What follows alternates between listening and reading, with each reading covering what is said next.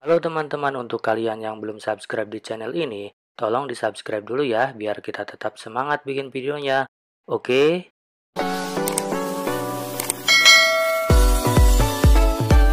Mungkin Bapak udah pernah dengar, kita juga lama ya Mas? Iya, lama bekerja sama. Saya Karim Pak, saya masih baru di sini, masih Setahun ini. Setahun. Nah kebetulan pas COVID ya Mas, Iya, kita COVID, betul. berhenti Mas. Nah ini mau menjajaki lagi. Nah kebetulan yang kita nanti ingin sampaikan ialah program peningkatan kesiapan kerja anak muda. Nah kebetulan arahnya memang ke hospitality.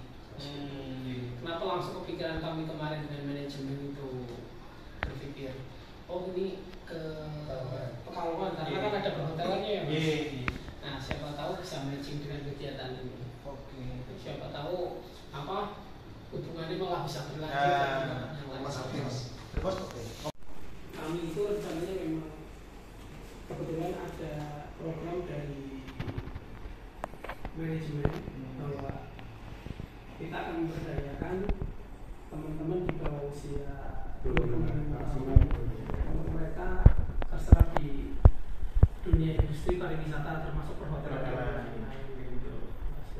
Nah, yang mungkin akan kami sampaikan bahwa mungkin penyerapannya itu, kalau saya kebetulan warga Pekalongan, walaupun nggak kota, Mas Rahmat yang kota kan, ini ya itu bisa menjadi effort tersendiri di dunia pariwisata saja juga. Aku saya sih belum tahu. Nah ini itu, saya juga ke Pak Jamil, kalau toh hari ini beliau nggak bisa hadir, beliau menjadwalkan mungkin di 3 hari ke depan atau di minggu depan dia mau ketemu Bapak Mansong juga kayak gitu. Nah untuk selama ini kendalanya di mana sih Mas Nek? Semuanya hospitality atau perhotelan? Untuk perhotelan akan ada beberapa bidang ya. Kalau di Kota Pekalongan ini yang paling diminati untuk yang di perhotelan itu di F&B attendant sama rumah attendant. Itu kemudian yang minatnya besar lagi itu di bagian F&B product. Kitchen. Ya. Kemudian itu juga untuk yang barista juga cukup ada 4 itu. Untuk yang front office itu belum yang, karena kan di front office biasanya dari industri menginginkan udah benar-benar pengalaman fresh graduate itu jarang sekali. Mas ada pertanyaan sih sedikit sih. Biasanya ini mewakili sedikit anak muda walaupun saya udah nggak belum ini. Jadi biasanya mental dari anak-anak tersebut kan, hotel di Pekalongan sendiri kan terbatas. Maksudnya walaupun banyak karakter dengan kota besar. Nah anak-anak kayak mohon maaf yang alumni itu biasanya mental mereka untuk merantau paling tidak. Merantau ke Semarang. Mungkin kita punya penempatan kerja, nanti membantu PLK mencarikan tempat kerja atau penyerapan kerja di Semarang atau di kota lain gitu. Itu mereka biasanya minder, aku pingin ini kayak gitu enggak Pak? Sebenarnya untuk anak muda di Kota Pekalongan untuk merantau itu keinginannya besar. Besar ya. Terutama yang perempuan. Malah balikannya kalau yang cowok itu malah takut kalau untuk merantau. Kalau cewek banyak kan berani, tapi terbentur sama izin orang tua. Betul. Apalagi kan karena Pak Indonesia kan asumsinya negatif biasanya. Iya. Orang tua. Jadi di sini masih harus penguatan sama brandingnya untuk yang perhotelan itu harus kita olah lagi sebelum anak ini masuk gitu. Pas di hari pertama atau keberapa itu di branding dulu tentang perhotelan, jangan sampai yang negatif nanti baru nyampe ke orang tua, dan itu pun nanti butuh proses di orang tuanya itu. Ya berarti butuh hulu sampai hilir itu memang orang tua sekarang Iya. ini perhotelan nanti konotasinya memang perhotelan Pak aja. Nah, betul. Dan rata-rata hotel kan jarang berhijab juga Pak. Dengan itu temennya. Nah itu nanti nggak semua seperti itu kan kita cari Solusi lah. solusinya. Ya, kalau pengalaman dari yang sudah yang kalau kemarin misalkan itu nih dari yang jurusan perhotelan itu terserap di lingkungan sekitar dan hotel di sekitar. Jadi gini Pak, kita kan sistemnya kan setelah pelatihan kita ada training on the job training perusahaan selama 2 bulan. Nah, setelah itu kan kalaupun misal kok perusahaan itu butuh, hotel itu butuh, bisa langsung masuk. Banyak Pak yang dari sini kemarin dapat hotel Askalongan, Horizon itu ngambil dari kita. Nah ya mudah-mudahan dengan nanti bisa kita bermitra, bisa dibangun dengan baik. Siapa tahu sepertinya malah lebih Pak. Mana pertanyaan lagi, boleh nggak menerima siswa, siswi di luar kota Pekalongan? Boleh, kan kita anggarannya ada 2 Pak, dari pusat APBN dan APBD. Kuotanya berapa Mas? Nah, yang Per jurusan 16 orang. per jurusan Iya. Nah itu kuotanya mestinya kota di mungkin di tahun ini di tahun pertama 16 orang, per setahun jurusan. kelas Per kelasnya 16 orang. Ya. Itu dalam kan 1 tahun berapa kali? tergantung anunya Pak, tergantung DSC-nya programnya. Hmm. Ya, seperti itu. Yang sering berarti per tahun pasti 16. Itu 16 orang per kelas. Iya. Saya maksudnya Mas harus warga Pekalongan kota 8. Bukan. Di luar itu boleh. untuk yang khusus yang bersumber dari dana cukai itu memang diperuntukkan khusus warga Pekalongan. Kalau yang sumbernya dari dana APBN itu bisa seluruh Indonesia itu bisa. Dan saya kebetulan belum pernah berkunjung ke enggak maksudnya datang ke pertemuan kantor pertemuan di sini maksudnya. Menurut Pak Jamil dulu itu sering bercerita Pekalongan itu luar biasa. Udah lengkap. Malah lebih lengkap dari berapa BL. Kami kan kebetulan di Jawa Tengah ini kan kerjasama dengan BLK di Jawa Tengah. Dan itu Pekalongan itu bagus gitu. Sampai-sampai pernah ngajak GM hotel apa itu di sini. Wah, udah lengkap. Kabupaten Pekalongan itu buat itu. Makanya walaupun saya istilahnya dekat dengan Pak Edi, kepala BLK sana, iya tentunya orang namanya kerjasama itu serius ya, itu sih serius. Makanya kita melihat Pak Iwan melirik Pak Jamil itu coba buka jalan dulu, nanti sampaikan maaf saya karena ada urusan penting mendadak yang nggak bisa ditinggal, nanti tak tindak lanjuti kayak gitu. Di sini. Menurut saya Pak itu berarti fokusnya cuma ke hospitality aja nih. Kebetulan ke hospitality. Karena kan di Pekalongan juga banyak konveksi-konveksi seperti itu, kayak gitu. Oh, memang itu kita banyak Mas. Kebetulan sponsor yang dari manajemen itu fokusnya ke hospitality dan memang ada nanti bisa dibicarakan lebih lanjut. Kalau ke perhotelan sih mungkin sudah cukup Pak menurut saya yang di lapangan. Yang belum memenuhi itu yang ya kayak konveksi kecil-kecilan gitu, kayak daster apa gitu kan. Itu gimana Mas? Nah, yang itu masalahnya masih kurang karena mungkin menurut saya bayarannya itu di bawah standar biasanya rata-rata. Itu di kegiatannya ditampung di sini atau biasanya yang konveksi itu? ada kelas menjahit. Ada kelas menjahit. Iya. Nah lebih arah spesifiknya ke apa? Kalau menjahitnya? Menjahit apa sih Pak? Ya, menjahit pakaian. Menjahit pakaian. Ya itu macam-macam, yang bisa, daster bisa.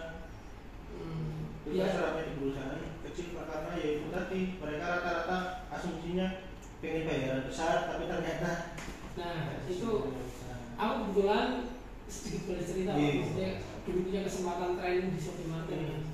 Sebenarnya Pekalongan itu kiblat fashion di Indonesia. Makanya itu. Tapi sayangnya gini, di sini mentalnya itu pedagang. Nah, betul. Murah-murahan. Murah-murahan. Karena satu Mas, daya juang itu nggak mau yang lebih dulu. Nah, betul. Nah itu biasanya Nek saya ketika pesan jahitan satu contoh di Pekalongan apalagi Buaran dan yang lain-lain, harga jahitan 5.000. Yo seorang luang. Maka itu kan. Nah, itu bisa diolah mungkin yang punya kesempatan, anak muda yang mindsetnya masih bisa diarahkan, ya kamu harus bikin yang terbaik. Yang beda dari yang lain. Iya, maksudnya satu contoh kita bikin ham. Hamnya cuma nonton yang seperti itu, polanya diperbaiki, terus penyesuaian kombinasi motif dan kain apa, ngangkat Pekalongan itu luar biasa sebetulnya. Oh ini gini, retailnya itu terjadi di sini mas. Iya. Yang punya batik, yang pesen batik dari Jakarta, pesen batiknya di Pekalongan. Setelah dari Pekalongan dikirim ke Jakarta, dikirim lagi ke Pekalongan dijahit, terus dikirim lagi ke Jakarta. Tapi percaya, ongkosnya lebih murah. Nah, maka dari itu mereka biasanya komennya di situ. Nah, kebetulan di sedikit cerita juga di Pekalongan. Saya kebetulan berarti dari 2014 sampai sekarang kan di Semarang. Kebetulan kantor regional Jateng kami di Semarang. Perwakilannya Pak Ombo Mampir. Itu kita fokus di batik. Tapi nyari market, nyari SDM seperti Pekalongan itu susahnya bukan main. Di sini motif batik banyak, penjahitnya lebih mahal. Yang mahal ada mas, tapi kualitasnya orang takut wes merinding. Ya, merinding. Nah, menurut saya sih dipilih ya mas. Jadi kalau seumpamanya itu segmen eksklusif, segmen sedang gimana itu campur. Nah, ketika mungkin dengan dapat order segmen ini, dia akan menemukan tamunya sendiri. Ini akan menemukan tamunya sendiri. Ketika si pelanggan ngomong mahal, berarti dia itu bukan mangsa pasarnya ini. Kelas apa? Betul si tamu itu. Diseleksi yang seperti itu dulu lah. Nek menurut saya yang konveksi tadi. Tapi nek untuk masuk ke garmen dan yang lain-lain, jamin relasinya banyak. Kalau saya sih bagus malah mereka buka wirausaha sendiri daripada masuk pabrik. Pabrik monoton Pak. Bojong mau ada naik kalau nggak salah. Terus sebelah sana juga udah itu Batang sini, konveksi Bandung juga, Tangerang udah mau pindah sini. Ini mau malah jadi sentral ya? Iya sentral. Tapi lagi-lagi jenengan mau menyiapkan SDM ini jadi seperti apa? Nah, hanya huruf pabrik, ya sesuaikan kurikulum kebutuhan mereka aja. Nah, sini ya berarti jangan pelit-pelit lah ngundang desainer untuk fashion show di sana kan gitu. Segmennya itu, dia kan bisa menentukan olahnya. Batang sudah mulai malah. Batang sudah mulai lebih. Dasar mungkin tahap pertama ini ya menyesuaikan dengan apa namanya selain kemampuan dasar mereka yang mereka bawa ke sini. Jadi kurikulumnya masih menjadi pakaian dari awal sampai akhir. Saya itu malah dulu itu ngajarin percaya. Oh iya, dasar bakung itu ya. Bukan, kalau saya dari kebetulan dulu kerjasama sama Levi's. Jadi beli satu, nuker 2 Levi's bekas, dapat diskon 50%. Itu kan berkumpul banyak. Itu kita buat tas, kita buat dompet, kita buat pouch, kita jual gitu. Jadi biar si Pekalongan itu kan limbah batik, bukan hanya air ya, tapi batik. Percaya. Mas, sini itu enggak menutupi. Kalau jatuh hari Kemisan, banyak orang jual bantingan ya. Iya banyak. Nah, bantingan itu mana? Bisa nyortir, segmen mana dan itu. Peluangnya di sini itu nggak usah lagi mana-mana. Iya. Nek bisa itu malah, nek menurut saya BLK malah jadi pilot proyek percontohan. Nah, betul. Aku pengen juga seperti itu mas. Arahnya memang ada pusat fashion. Kamu mau bikin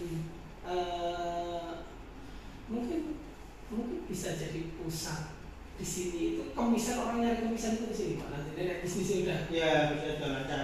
oh tak bayari nanti orang ini pasti akan nek dengan dinas pasti lebih akan suka kerja Nah, siswa mana loh setiap tahun kalau menjahit berapa itu Pak? sama 16. Nah itu dari alumni semua, berarti kan alumni makin banyak itu. Nah, itu. Tapi mereka rata-rata jarang yang di Darun karena ya itu juga mentalnya. Kebanyakan siswa seperti menjadi kan kebanyakan wanita. Iya wanita. Jadi target mereka mungkin bukan ke industri Ya, untuk wirausaha. Jadi rumah Ya, bisa disambil ngomong ya.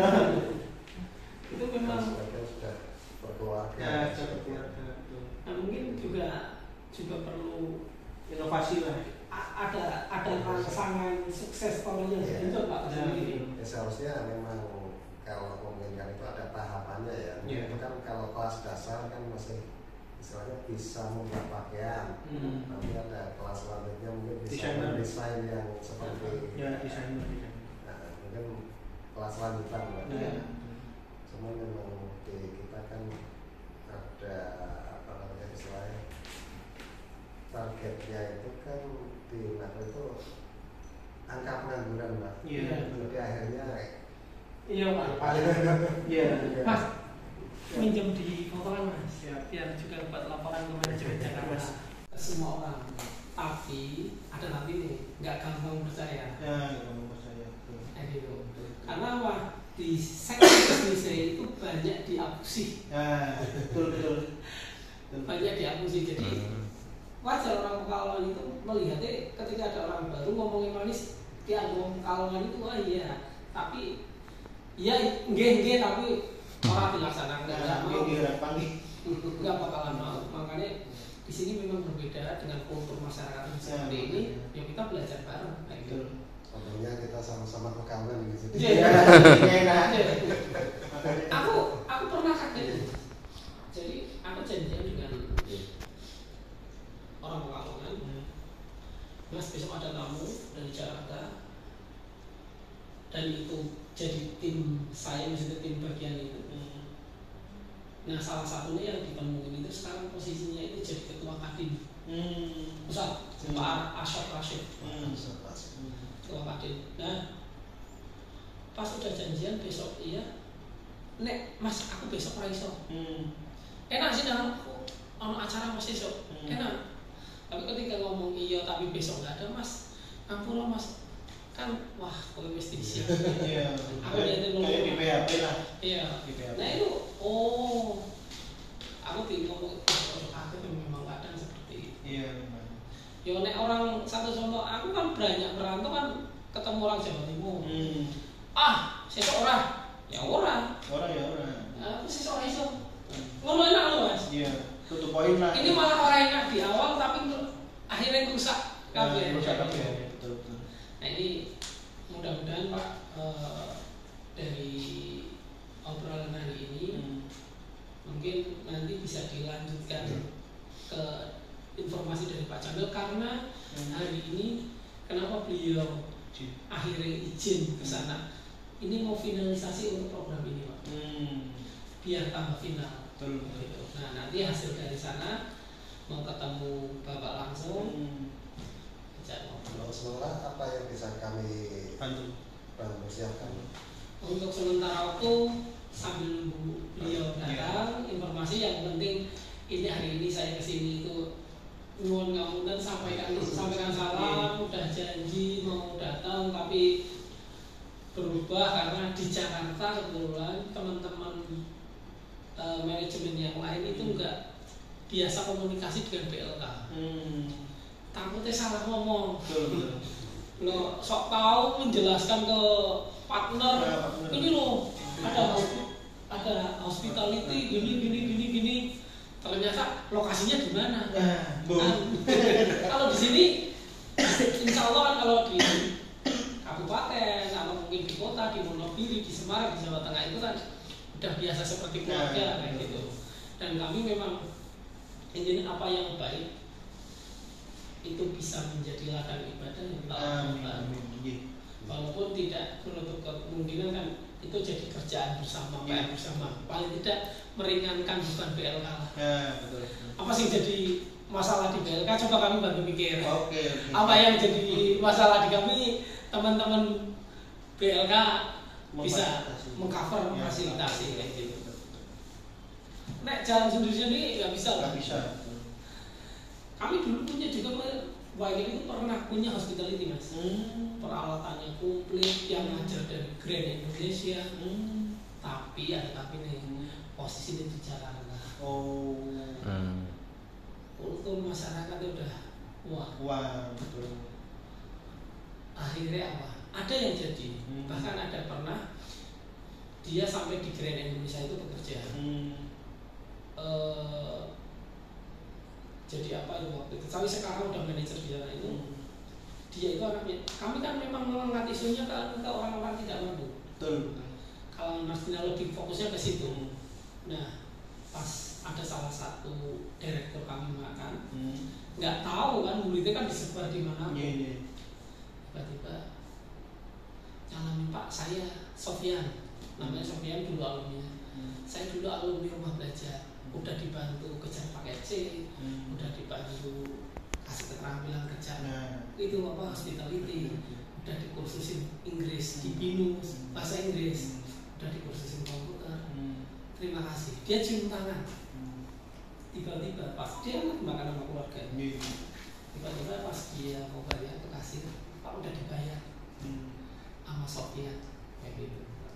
Terima kasih Pak jasanya selama ini. Nangis. Iya, pasti. Ya kan? Iya kan nggak tahu dia posisinya itu. Nah itu jadi pembelajaran juga gitu. Dengan linknya YCAP mas, YCAP itu kebetulan kami NGO nomor 29 sekarang di dunia dengan apa relasi kami yang banyak terutama di Jakarta, Semarang, Bandung. Ya siapa tahu bisa membuka peluang. Anak-anak sini kan nggak hanya berpikiran hotel yang lokal. Kayak gitu.